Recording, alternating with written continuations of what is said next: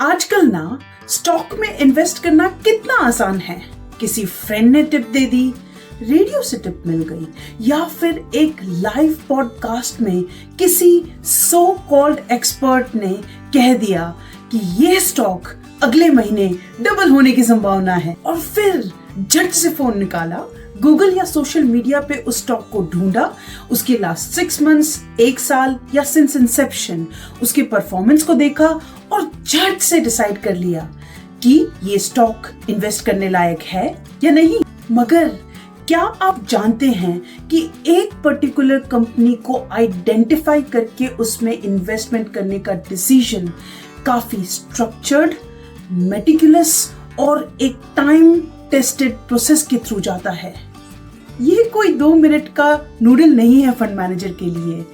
ये एक time tested process है जो हम आज डिस्कस करेंगे डिटेल में।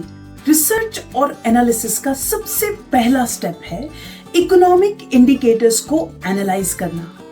GDP growth, inflation, interest rate, ये सारे फैक्टर्स डिटरमाइन करते हैं कि इकोनॉमिक ग्रोथ किस रुख की तरफ जाएगा। अगर इकोनॉमिक ग्रोथ स्लो है तो वो एफएमसीजी जैसे सेक्टर में इन्वेस्ट करना प्रेफर करते हैं, क्योंकि आटा, साबुन, तेल, ये सारी स्टेपल चीजें या रोज की दिनचर्या की चीजें इकोनॉमिक स्लोडाउन से इफेक्ट नहीं होती हैं या बिल्कुल कम होती हैं। फिर वो देखते हैं कि कौन सा सेक्टर अगले कुछ सालों में ग्रो करेगा, जैसे कि electrical vehicles, renewable energy, pharma या फिर डाटा सेंटर। नेक्स्ट स्टेप है कंपनी को एनालाइज करना, उनकी annual reports, balance sheet, cash flow report, इन सब को एनालाइज करना और समझना कंपनी किस तरफ जा रही है। अगर उनके सीईओ या टॉप लेवल एग्जीक्यूटिव्स के इंटरव्यूज हैं तो उनको समझना कि विजन क्या है कंपनी का।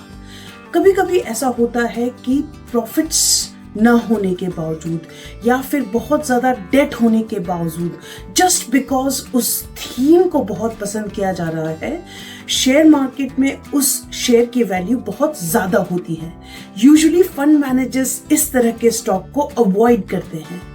एनुअल रिपोर्ट, फाइनेंशियल्स और विजन्स को समझने के बाद एक फेयर वैल्यू डिसाइड की जाती है, और फिर उस फेयर वैल्यू को एनालाइज किया जाता है कि वो करंट मार्केट प्राइस से नजदीक है या दूर है।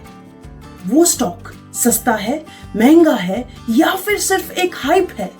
और अगर कंपनी सारे क्राइटेरियाज में फिट होती है तो फिर फील्ड विजिट करके एनालाइज करना कि क्या जो सच में बुक्स पे दिख रहा है वो रियलिटी भी है। महीनों भर की एनालिसिस, रिसर्च, डिस्कशन और एफर्ट्स के बाद डिसाइड किया जाता है कि वो स्टॉक पोर्टफोलियो में होना चाहिए या नहीं।